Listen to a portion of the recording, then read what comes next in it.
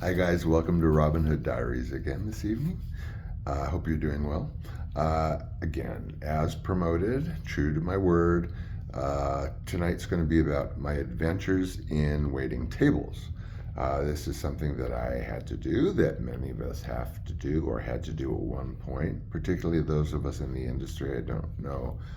I always assumed it was because, I don't know, that you could get a night shift all the time and then go to interviews. I think that's kind of how it became like an actor thing. I don't know, but it did for me. It's the only way I could pay my rent. This was before I did phone sex, making quite a bit of money. That was a few years later. Well, yeah, a couple years later. But in and around all of the needing to pay bills, Sean waited tables plenty. So some of the stuff on the promo sounds like a little kind of unbelievable the way it was worded, but it's, what can I say? It's, as I say on the show, like, it's another one of those "don't ask me why" moments. Some of them are like, I don't know, don't ask me why they did that, don't ask me why they allowed me to do that, and so forth. So the adventures of me as a waiter in Los Angeles, in Beverly Hills, in Hollywood, in West Hollywood, in LA City. We'll start there. The first restaurant that I waited tables at was actually famous. It's called El Cholo, and it's on Southwestern near Wilshire. A very old restaurant going back to the Hollywood heydays, and it just had been around forever. So, I mean, waiting tables, I would like literally go into Westwood Village, which is this big sort of upscale shoppy movie type area on the west side, and literally, as we were wont to do back then, no internet, no nothing, you go literally door to door asking to fill out an application. You sit at the table. I think maybe, is this done anymore? And you fill up your app, you give it to them, and you just wait for them to call. Sometimes a manager might want to talk to you, but basically, and then you go to the next restaurant, the next restaurant, the next restaurant. So, my first was El Cholo. Now, this is Margarita Land. Okay, now I did end up doing mostly fill-in work as a table waiter. Never did back waiting. Bar backing? No. So I was not of age. I was, good God, what was I? Anyway, I don't think I was, maybe, oh God, I don't know, 20. All I know is to convince them, since it wasn't protocol without internet and things like that, to sort of vet employees. It's the suspension of disbelief that I've talked about in other shows, where it's kind of so unbelievable that you would do that it couldn't be true. Well, hence my interview with El Cholo. I decided that if I was super tall, that they would believe that I was fully capable and of age to serve margaritas and all kinds of stuff from a full bar. So I also knew that they weren't prone to actually doing checks. You were hired, of course, it went through human resources to get your $2.25 an hour friggin' base pay. And then, of course, as they always say, waiters live on tips. Servers now, I'm sorry, was waiters and waitresses when I was doing it. So, in order to convince this guy to hire me at El Cholo with this thing like, ooh, he's gonna not think I'm old enough, I'm not, blah, blah, blah, I put a card of deck. Uh, that's funny. A deck of cards in each boot that I wore. Now, not high heel boots, but I was prone every once in a while to wearing very casual cowboy boots, but not pointy cowboy like you're used to. So I put a deck of cards into each boot and stuffed, ouch, my feet into those boots, and then put my slacks over it to audition to interview for El Cholo. And I went in, my God, you guys, I was already 6'2" at my highest. So I must have been like 6'4" 4, I would say. Anyway, long story short, I got the job at El Cholo. Like I said, most of the table waiting I did at the restaurant was fill-in work, floater, floater waiter, filling in, and people calling off and stuff like that, because I was usually around and available because I spearhead or helped spearhead their catering division. Now the catering division was my stomping ground because that's where I kind of cut my teeth on waiting tables.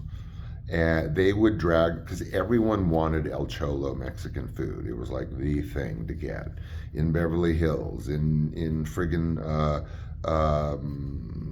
where was that place? All these rich places above Sunset Boulevard. So, stars, politicians. I remember once was a campaign party for a beautiful African American candidate. I don't remember who. Beautiful home in Beverly Hills. Oh my God, sprawling. And so that was kind of the environment that I was used to primarily with El Cholo, is doing this catering, dragging the food all the way from Wilshire and Western, which is a significant distance east in LA, all the way usually to oh my God, all the way to the Malibu colony. Basically, we had 2 gigs in the Malibu colony. Nightmare. Usually big parties. Again, walking around, tray service, beverage service, hot food service, and looking impeccable all the time. And oh my God, the 2 in the Malibu colony, they decided to take over the tennis courts. And so we had one whole tennis court was like where we were stationed with our food. Oy, oy, oy, oy, oy. I'm not a big fan of catering, and I should be, I guess, because my former stepmother was a very famous caterer. And I sort of kind of a little bit cut my teeth in her kitchen and at a party or 2. But anyway, that's a long story later on that is in my book. You will find that one funny. I also have an old episode about that. Really funny. So I left El Cholo for an actual waitering position, or an actual, closer restaurant. And this was Chin Chin. Chin Chin, it was, again, a very upscale restaurant right on Sunset Plaza area of West Hollywood. So what you know as the Sunset Strip, that's basically the area, not the hookery part, but then it was, but more the West Hollywood part. On Sunset is Sunset Plaza. So Chin Chin was right ground zero Sunset Plaza. And I got a job there as a waiter. Not many of us, not a big staff. Kind of a smallish place, but packed and more than popular. Way more than popular that they could even handle. Trust me. You may have gone to Chin Chin and thought, oh, how cute, how wonderful. No, we were busting our friggin' asses behind the scenes because it was a small place.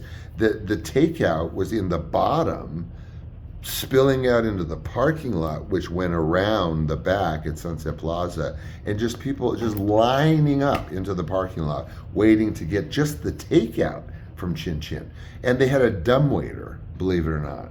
I mean, talk about ancient.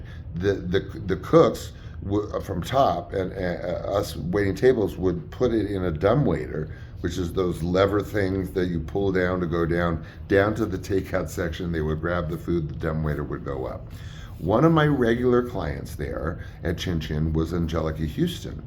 Angelica Houston always sat at the counter. So what you would have is the row of all of the really scary big Chinese chefs who I made the mistake once, I think I mentioned in an earlier show. There's the rubber mats, right, that they work on in the kitchen area, all open. So they're already very large Asian, Chinese, experienced cooks. I swear to God, man, I accidentally set foot, don't ask me why again, on the rubber mat of theirs that the 3 or 4 of them do all their serious Chin Chin cooking. I have never, I swear to God, been screamed at so loudly in my life. Second time, accidentally, I had to walk around the wonton lady. There was no other way around, and I stepped on the rubber mat again, screeching. I mean, my God, these Chinese chefs were like the Kraken. like I had shot their dog and their mom and everybody else in their household. Um, but so there was not food service for Angelica Houston, but of course, there's beverage service and takeaway service. I mean, clearance, of where she's eating, what she's eating. So she was a regular. She was lovely as hell, very quiet, that deep voice, that elegant look that's so unique and Fellini-esque, and good tipper, very pleasant. I did again. I didn't go. I didn't dare go anywhere near where there was any food in that place. It was given to us, and with strict, implicit, implied rules about stepping on the black mat.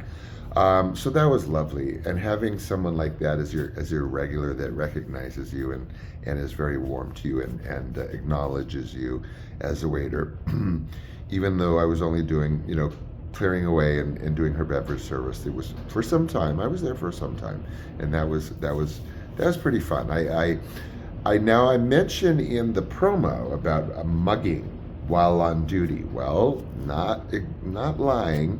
Little slippage there, not slippage, but what happened was towards the end of my working at Chin Chin, I got a call in the middle of my shift from my ex-wife. We were married, of course, at the time.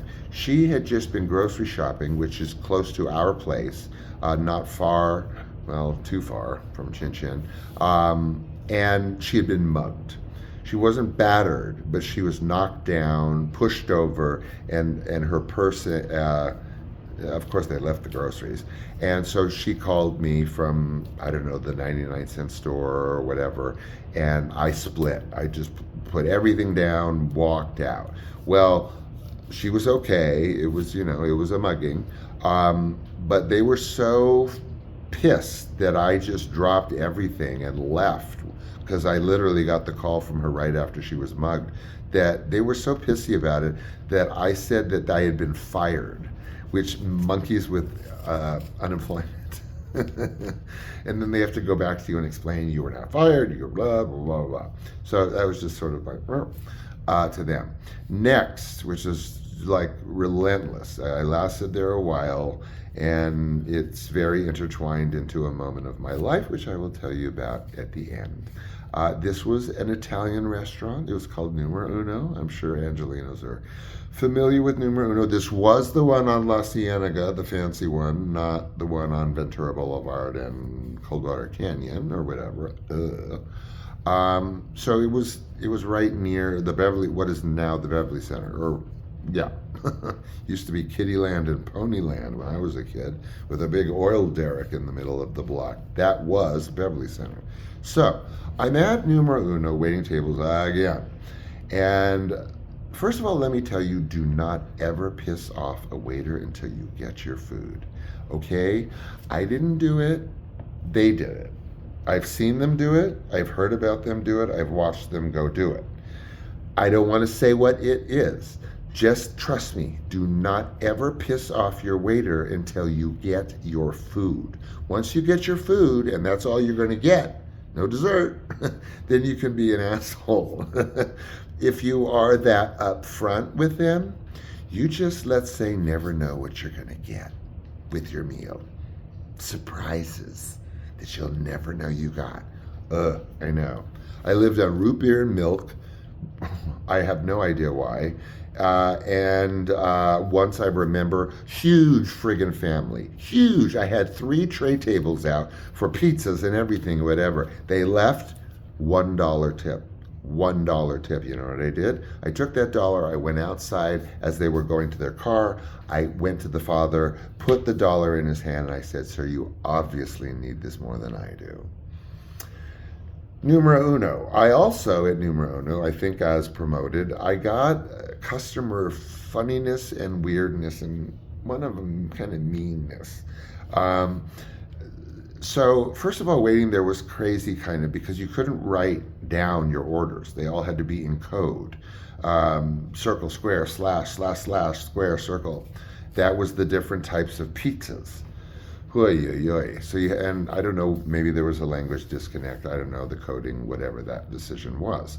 So one time I waited tables for these three pretty girls, younger girls, and they were very charming. And I thought it was very charming that at the end, when they left me a tip. And with folded into the money was a little note from them. And the little note with my healthy tip, I think it was like $10 or $20 or something, was a note, and then from all three of them. And the note said, "You have the cutest ass we've ever seen." You guys, I just have a regular ass. I don't know what they're talking about. But anyway, I thought that was quite. Look, I had been waiting tables at Chin Chin and these upscale restaurants. I wasn't used to tittering girls complimenting my butt after chowing down on pizza. So that was interesting. Lots of interesting at that restaurant. Another one, oopsie. Oh, this was the mean one, kind of, I guess. I fell for it. So it was a table of people, of course, again, duh. It was like three couples. It was all booths there, nothing but booths. Um, and I want to say like six people, five people, two couples, whatever. And there was a cute guy. Well, they were all cute guys, but this one cute guy was being funny cute. And Dumbo me, Mr. Not Paying Attention, chugging down root beer and milk in the kitchen, just wasn't quite savvy enough to know that he was getting pranked. Because the cute one left a note again with the tip, identifying him to me, telling me how smitten he was, and here was his name, and here was his number, and to please contact him so that we could have a date or something. So, friggin' Dumbo here. I was just working too hard, you guys. My life was like in the toilet at that point in so many ways that I fell for it. And I called. And I was actually expecting to go to the west side near UCLA where he was supposed to live and whatever. And I called, made my initial call, and the guy was like, "What?" And then, "Who the F are you?" I had been totally pranked into thinking this guy wanted a date with me waiting his table. Ooh, and the guy on the other end of the line was really pissy because he didn't know the prank yet. I immediately knew I had been pranked and duped into a cute guy thinking he wanted to date me and giving me a number and a tip, and then I get some jerk on the phone, and while they're Oy. So anyway, that's not all of my waitering stories. Those are just, again, I just tried to pluck a few to tell you.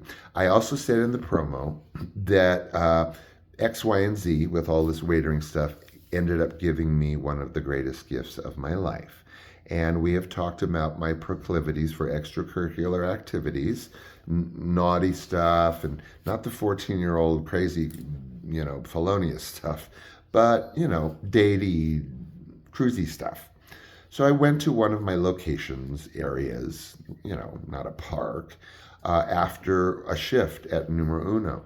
And I pulled up and I was just sort of decompressing from the job. And this little white Honda Helix scooter thing, kind of like a scooter, like a Vespa, pulled up right next to my window. And I looked and I fell in love at first sight.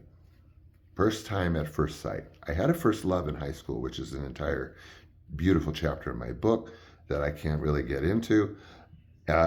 Tim, again, a chapter, but we all know he was that love of my life that passed away from HIV-related complications, as did his brother and my best friend afterwards. But I met him there after a shift at Numero Uno, decompressing in that lot. He pulled up next to my window in his Vespa, in his little scootery thing, and looked at me. I think I said some stupid thing like, like you should be in commercials, or I mean just like the worst you could think of. You should be, not you should be in movies, but it might as well have been that. And from that point on is a fog, because I was just madly in love. He told me right away that he was HIV positive. We didn't, have like an official datey date without him being up front. And he told me, and he was terrified to tell me when he very first told me on our first date, and he was crying. And my first words were, "I don't care," when he told me. And this was 88. To say I don't care in 88 when it was like a death sentence, well, doesn't make me a hero, but it shows you what love at first sight can do to your brain and your heart, and I'm sure you all know what that feels like. So anyway, those are a few highlights of my waitering career that paid my rent until I did phone sex as a woman. So there you go. Anyway, I've got a cool one lined up tomorrow, very edgy. Otherwise, thank you for joining me as always. I look forward to this. It is the highlight of my day. You can rest assured you can take that to the bank. By the way, you know that saying, laughing all the way to the bank? Liberace came up with that. I'm laughing all the way to the bank. That was Liberace of all people. Can you believe that? Anyway, where did that come from? Okay, again, I love you. I'll see you soon enough. Bye.